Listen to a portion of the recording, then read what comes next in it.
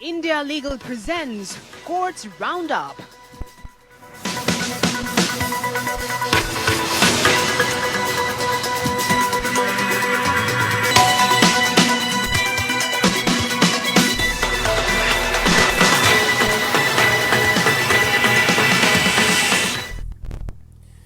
नमस्कार, आप देख रहे हैं हमारी खास पेशकश कोर्ट्स राउंडअप। मैं हूं आपके साथ रविंद्र सिंह। इस बुलेटिन में अगले आधे घंटे में हम आपको कोर्ट से जुड़ी तमाम छोटी बड़ी खबरों से रूबरू करवाएंगे। कोर्ट की कार्रवाई और सुप्रीम कोर्ट से लेकर हाई कोर्ट और लोअर कोर्ट्स तक के फैसलों को आपके सामने रखेंगे। लेकिन आगे बढ़ने से पहले एक नजर डालते हैं हेडलाइंस पर। कथित शराब घोटाला मामले में संजय सिंह को 14 दिनों की न्यायिक हिरासत में भेजा गया। जज ने कहा, अदालत में बयानबाजी ना करें संजय सिंह।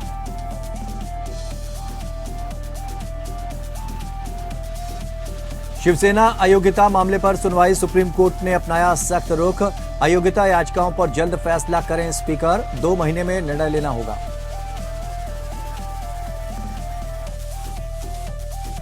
आंध्र प्रदेश हाईकोर्ट ने अंगल्लू हिंसा मामले में चंद्रबाबू नायडू को दी अग्रिम जमानत। टीडीपी प्रमुख को अन्य मामलों में सलाखों के पीछे रहना होगा।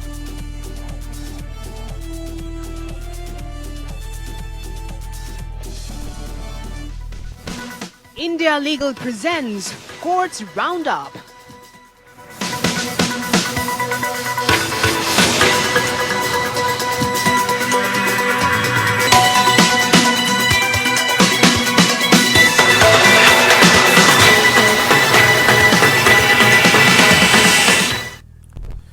तो बढ़ते हैं खबरों में आगे। राउज एवेन्यू कोर्ट ने दिल्ली शराब नीति से जुड़े मनी लॉन्ड्रिंग मामले में आम आदमी पार्टी के सांसद संजय सिंह को 14 दिनों की न्यायिक हिरासत में भेज दिया है। सिंह को ईडी की 3 दिन की हिरासत अवधि समाप्त होने के बाद राउज एवेन्यू कोर्ट के विशेष एमके नागपाल के समक्ष पेश किया गया। इससे पहले उन्हें 5 दिन के लिए ईडी की हिरासत में भेजा गया था। इस बीच सिंह ने मामले में अपनी गिरफ्तारी और ईडी हिरासत को चुनौती देते हुए आज दिल्ली हाईकोर्ट का दरवाजा खटखटाया।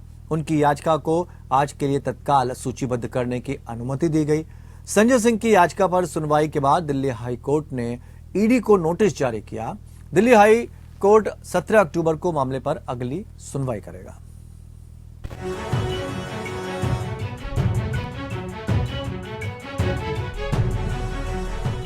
राउज एवेन्यू कोर्ट ने दिल्ली उत्पाद शुल्क नीति से संबंधित मनी लॉन्ड्रिंग मामले में आम आदमी पार्टी सांसद संजय सिंह को 14 दिनों की न्यायिक हिरासत में भेज दिया है। विशेष न्यायाधीश एमके नागपाल ने सिंह की पुलिस हिरासत आज समाप्त होने के बाद उसे न्यायिक हिरासत में भेज दिया। राउज एवेन्यू कोर्ट में मामले की सुनवाई करने वाले जज एमके नागपाल ने संजय सिंह की बयानबाजी पर कहा, अगर आपको इस तरह की स्पीच देनी है तो आपको पेशी के लिए यहाँ आने की जरूरत नहीं। आपकी पेशी वीडियो कॉन्फ्रेंसिंग से हो सकती है। वहीं संजय सिंह की तरफ से कहा गया कि 8 दिन की 2 बार ली गई ईडी की हिरासत में कहा गया था कि उनको आमना सामना कराना है। अब कोर्ट उनसे पूछे कि उनका इस दौरान कितने लोगों से आमना सामना करवाया गया। संजय सिंह की तरफ से कहा गया कि 8 दिन में 2 से 3 घंटे पूछताछ की और सिर्फ एक आदमी से कन्फर्ट कराया।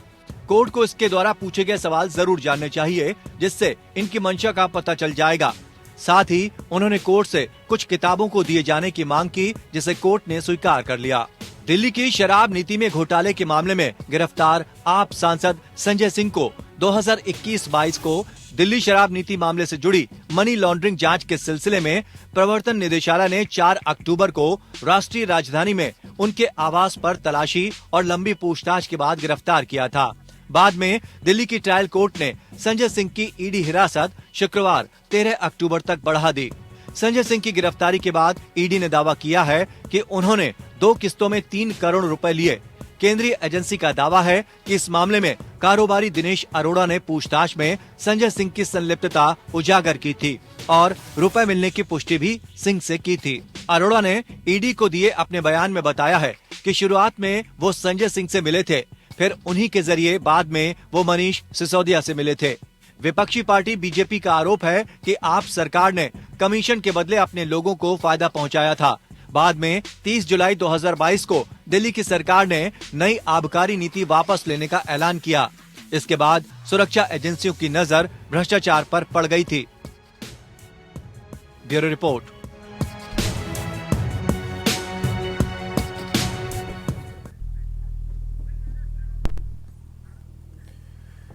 शिवसेना विवाद में सुप्रीम कोर्ट ने महाराष्ट्र स्पीकर को सख्त चेतावनी दी।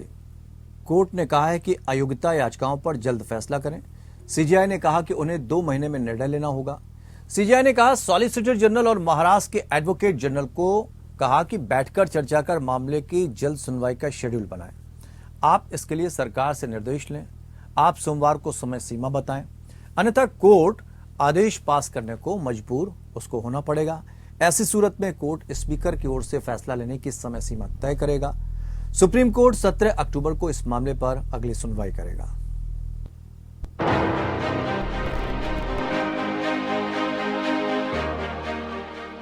सुप्रीम कोर्ट ने दल बदल विरोधी कानून के तहत एक दूसरे के खिलाफ शिवसेना के उद्धव ठाकरे और एकनाथ शिंदे गुटों के द्वारा दायर अयोग्यता याचिकाओं की सुनवाई के लिए संविधान की 10वीं अनुसूची में लंबा कार्यक्रम निर्धारित करने के लिए महाराष्ट्र विधानसभा के स्पीकर की आलोचना की है। उद्धव ठाकरे गुट के सदस्य सुनील प्रभु द्वारा स्पीकर द्वारा शीघ्र निर्णय लेने की मांग करते हुए दायर रिट याचिका पर सुनवाई करते हुए सुप्रीम कोर्ट ने कहा कि स्पीकर को कम से कम अगले लोकसभा चुनाव से पहले इस मामले पर फैसला करना चाहिए और इस मुद्दे को निरर्थक नहीं बनाना चाहिए। इसमें देरी हो रही है। पिछली सुनवाई की तारीख को कोर्ट ने अयोग्यता याचिकाओं को जुलाई 2022 से लंबित रखने पर स्पीकर पर असंतोष व्यक्त किया और उनसे सुनवाई के लिए कार्यक्रम तय करने को कहा। उद्धव गुट की ओर से सीनियर वकील कपिल सिब्बल और एडवोकेट डॉक्टर अभिषेक मनु सिंघवी ने कहा कि स्पीकर ने अब 1 साल के लिए सुनवाई का शेड्यूल बनाया है। ये कहते हुए कि स्पीकर ने क्रॉस एग्जामिनेशन साक्ष्य दर्ज करने के लिए विस्तृत समय सीमा निर्धारित की है। सिब्बल ने आश्चर्य जताया कि क्या ये प्रक्रिया दीवानी मुकदमा है। उन्होंने कहा कि 10वीं अनुसूची के तहत कार्यवाही संक्षेप प्रकृति की मानी जाती है। ये कहते हुए कि 10वीं अनुसूची के तहत शक्तियों का प्रयोग करने वाला अध्यक्ष ट्रिब्यूनल है। सॉलिसिटर जनरल ने पूछा कि क्या सुप्रीम कोर्ट ट्रिब्यूनल ने दिन प्रतिदिन के कामकाज में हस्तक्षेप कर सकता है, लेकिन सीजीआई ने कहा कि न्यायाधिकरण के रूप में स्पीकर सुप्रीम कोर्ट के अधिकार क्षेत्र के प्रति उत्तरदायी है। सीजीआई ने की मौखिक टिप्पणी।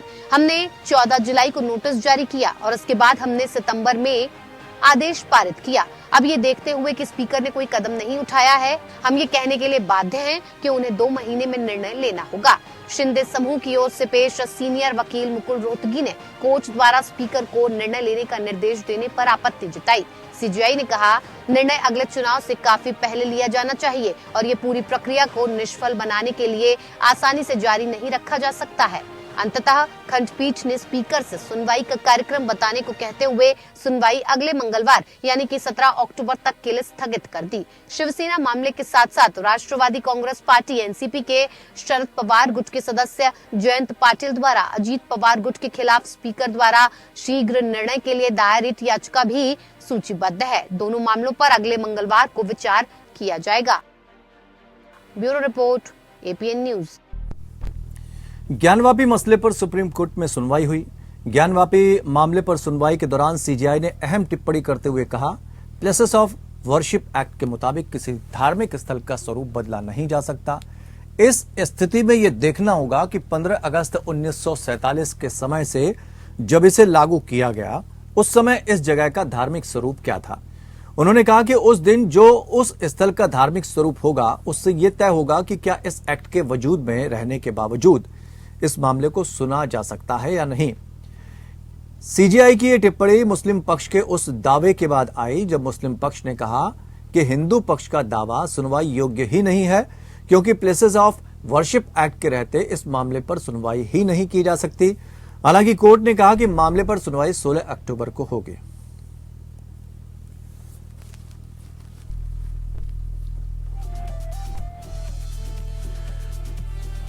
तो किसी धार्मिक स्थल का स्वरूप बदला नहीं जा सकता, यह कहना है चीफ जस्टिस ऑफ इंडिया का। ज्ञानवापी मसले पर सुप्रीम कोर्ट में सुनवाई हुई। धार्मिक स्थल का स्वरूप नहीं बदला जा सकता है। मामले पर जो सुनवाई होगी अब 16 अक्टूबर को होगी।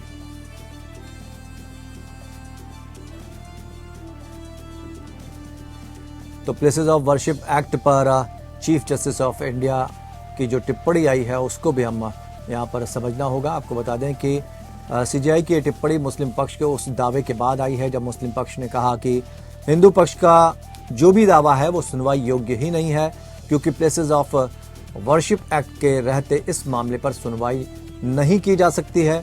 हालांकि कोर्ट ने इस मामले पर सुनवाई के लिए तारीख दी है, तय की है। 16 अक्टूबर को अब आगे सुनवाई होगी।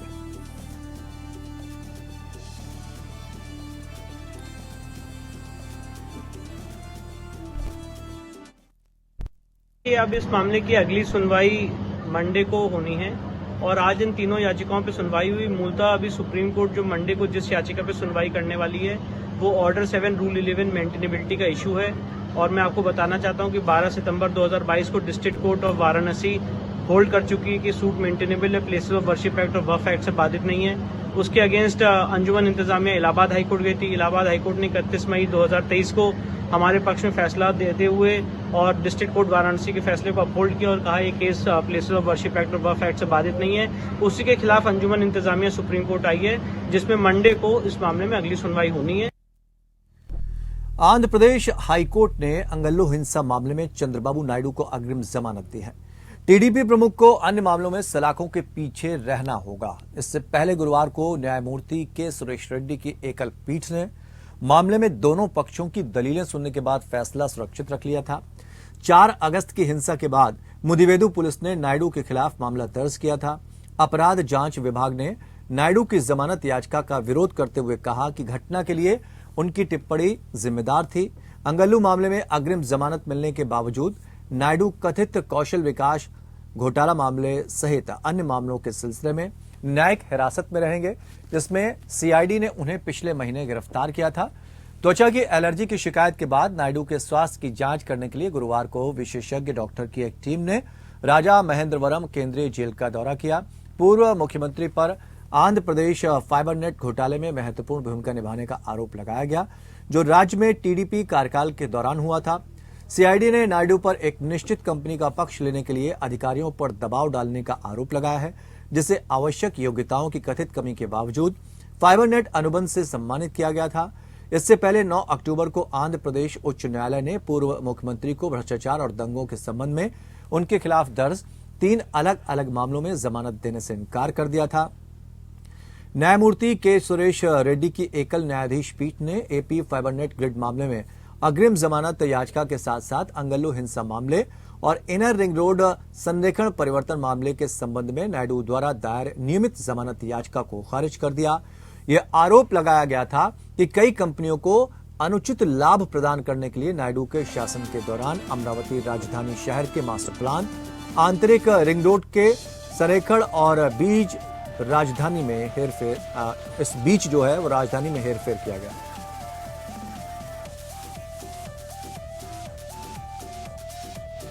बॉम्बे हाईकोर्ट ने कहा कि महिलाओं का छोटे कपड़ों में उत्तेजक नृत्य करना या इशारे करना अश्लील या अनैतिक कृत्य नहीं है, जो किसी को परेशान कर सकता है। जस्टिस विनय जोशी और जस्टिस वाल्मीकि मैनेजस की खंडपीठ ने भारतीय दंड संहिता की धारा 294 और सार्वजनिक रूप से अभद्रता के लिए महाराष्ट्र पुलिस अधिनियम की धाराओं और महाराष्ट्र निषेध अधिनियम 1949 के तहत आरोपी 5 लोगों के खिलाफ एफआईआर रद्द कर दी। पुलिस ने एक रिजॉर्ट और वाटर पार्क के बैंक्वेट हॉल में छापेमारी के बाद एफआईआर दर्ज की, जहां 6 महिलाएं कथित तौर पर शॉर्ट स्कर्ट में नृत्य करती पाई गईं और आवेदक उन पर पैसे बरसा रहे थे। मामले में पुरुषों और महिलाओं दोनों पर केस दर्ज किया गया। खंडपीठ ने आगे कहा, हम अक्सर सेंसरशिप से गुजरने वाली फिल्मों में या किसी भी दर्शक को परेशान किए बिना व्यापक सार्वजनिक दृश्य में आयोजित सौंदर्य प्रतियोगिताओं में इस तरह की पोशाकें देखते हैं। निश्चित रूप से आईपीसी की धारा 294 के प्रावधान इस सभी स्थिति पर लागू नहीं होंगे। अदालत ने माना कि वो इस मामले में प्रगतिशील दृष्टिकोण अपनाएगी और ये निर्णय छोड़ने को तैयार नहीं थी कि पुलिस अधिकारियों के हाथों में अश्लीलता क्या होगी। याचिकाकर्ताओं और अदालत ने Indian hotel and restaurant association और अन्य बनाम महाराष्ट्र राज्य में सुप्रीम कोर्ट के मामले पर बहुत अधिक भरोसा किया। राज्य के अतिरिक्त लोक अभियोजक एस डोईफोडे ने पुलिस का हलफनामा प्रस्तुत किया, जिसमें कहा गया कि नृत्य से नाराज जनता के सदस्य की गुप्त सूचना के आधार पर छापेमारी की गई थी। एयर इंडिया की उड़ान में मुंबई से कोच्चि की यात्रा के दौरान एक मलयालम अभिनेत्री के साथ दुर्व्यवहार करने के आरोपी व्यक्ति द्वारा केरल के एक सत्र अदालत के समक्ष अग्रिम जमानत याचिका दायर की गई। अग्रिम जमानत याचिकाकर्ता द्वारा दायर की गई थी। याचिकाकर्ता द्वारा ये याचिका दायर की गई थी। अभिनेत्री ने उनके खिलाफ शिकायत दर्ज कराई थी, जिसमें आरोप लगाया गया था कि फ्लाइट में सीट को लेकर झगड़े के दौरान एक नशे में धुत यात्री ने उनके साथ दुर्व्यवहार किया था। याचिकाकर्ता ने दावा किया कि उसने ये सोचकर विंडो सीट पर कब्जा कर लिया था कि ये उसके और उसके दोस्तों द्वारा बुक की गई सीटों में से एक थी। बताया जाता है कि याचिकाकर्ता और अभिनेत्री के बीच उस समय गर्मा गर्म बहस छिड़ गई जब उसने याचिकाकर्ता को उक्त सीट पर बैठा पाया, जो वास्तव में उसे आवंटित की गई थी। याचिकाकर्ता ने कहा कि एयर होस्टेस के हस्तक्षेप के बाद मामला सुलझ गया और अभिनेत्री को एक और आरामदायक सीट की पेशकश की गई। उन्होंने कहा याचिकाकर्ता टिकट के अनुसार उसे आवंटित सीट पर जाने के लिए तैयार था। याचिकाकर्ता ने आगे कहा कि वो अगले दिन टेलीविजन और ऑनलाइन समाचार पोर्टलों पर समाचार देखकर आश्चर्यचकित रह गया, जिसमें घटना के संबंध में अभिनेत्री की शिकायत पर रिपोर्ट की गई। उन्होंने आगे कहा कि आरोप मनगढ़ंत है और पुलिस उन्हें हमेशा के लिए सलाखों के पीछे डालने के लिए उनके खिलाफ गैर जमानती मामला दर्ज करने की धमकी दे रही है। गिरफ्तारी की आशंका पर याचिकाकर्ता ने अब अग्रिम जमानत देने के लिए सत्र अदालत का दरवाजा खटखटाया है। अपनी जमानत याचिका में उन्होंने जांच में सहयोग करने और अदालत द्वारा लगाई गई किसी भी कड़ी शर्तों का पालन करने की इच्छा भी व्यक्त की।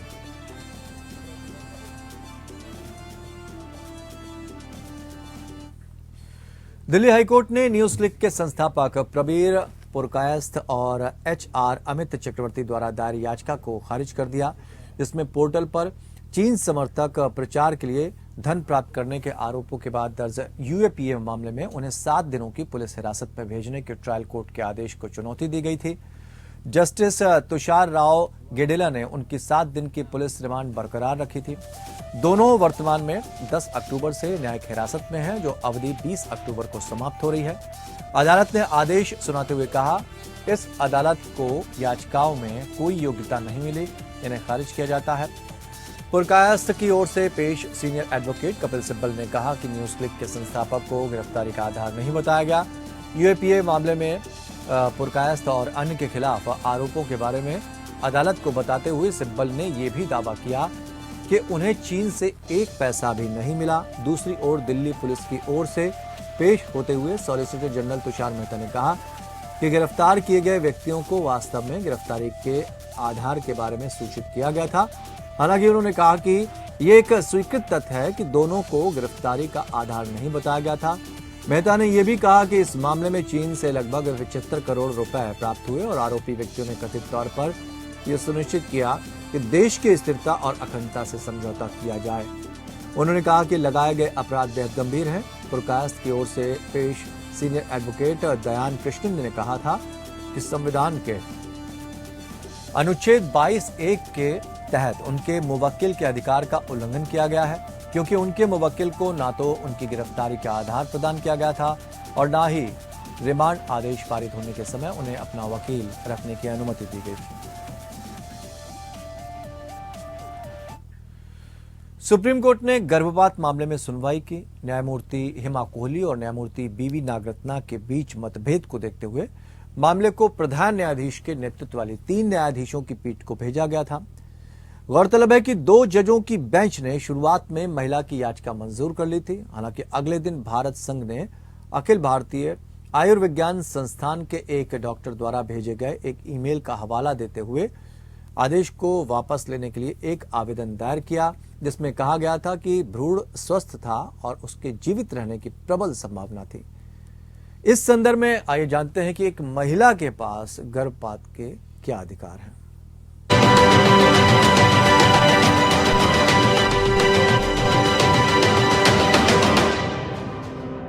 सुप्रीम कोर्ट ने गुरुवार को एक महिला के स्वायत्तता के अधिकार और अजन्मे बच्चे के अधिकारों के बीच नाजुक संतुलन पर बहस की। 3 न्यायाधीशों की बेंच, जिसकी अध्यक्षता मुख्य न्यायाधीश डॉक्टर DY चंद्रचूड़ द्वारा की गई है, जिसमें पीड़ित विवाहित महिला की याचिका पर सुनवाई की, जिसमें महिला ने अपनी 26 हफ्ते की प्रेगनेंसी टर्मिनेट करने की मांग करी थी। बेंच ने कहा कि देश की सर्वोच्च अदालत जब अबॉर्शन के मामलों से निपटती है तो अजन्मे बच्चे के अधिकारों की अनदेखी नहीं कर सकती। महिला ने ये कहते हुए अदालत के दरवाजे खटखटाए कि वो लैक्टेशनल एमेनोरिया नामक बीमारी के कारण अपनी तीसरी प्रेगनेंसी से अनजान थी और तीसरे बच्चे को पालने में भावनात्मक, आर्थिक और शारीरिक असमर्थता का भी हवाला दिया गया। Additional solicitor general Aishwarya Bhati ने तर्क दिया कि 24 सप्ताह के बाद गर्भपात की अनुमति देने वाली असाधारण परिस्थिति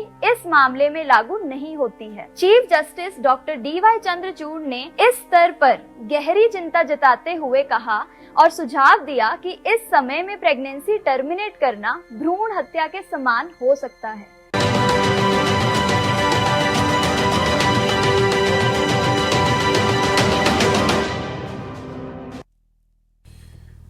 बढ़ते आगे, केंद्रीय मंत्री ज्योतिरादित्य सिंधिया के राज्यसभा सांसद के रूप में निर्वाचन को चुनौती देने के मामले में सुनवाई हुई। केंद्रीय मंत्री ज्योतिरादित्य सिंधिया को सुप्रीम कोर्ट से बड़ी राहत मिली है। जस्टिस ऋषिकेश रॉय की अध्यक्षता वाली बेंच ने मध्य प्रदेश हाईकोर्ट के आदेश में हस्तक्षेप करने से इनकार कर दिया। दरअसल पूर्व मंत्री और कांग्रेस नेता गोविंद सिंह ने ज्योतिरादित्य सिंधिया ने राज्यसभा के निर्वाचन के दौरान नामांकन पत्र दाखिल करते समय कुछ तथ्य छिपाए जाने को आधार पर सिंधिया के निर्वाचन को चुनौती दी थी। याचिका में कहा गया था कि 2018 में भोपाल के श्यामला हिल्स थाने में कमलनाथ, दिग्विजय सिंह और ज्योतिरादित्य सिंधिया के खिलाफ FIR दर्ज की गई थी, जिसे ज्योतिरादित्य सिंधिया ने सार्वजनिक रूप से स्वीकारा भी था और उसे अपने नामांकन में इस मामले को छुपाया, जो नियमों का साफ उल्लंघन है। ऐसे में ज्योतिरादित्य सिंधिया का राज्यसभा चुनाव शून्य घोषित किया जाना चाहिए। हाईकोर्ट ने भी उन्हें इस मामले में राहत देने से इनकार कर दिया था।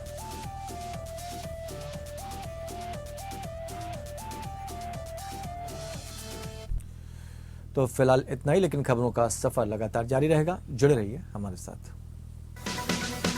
India Legal presents Courts Roundup.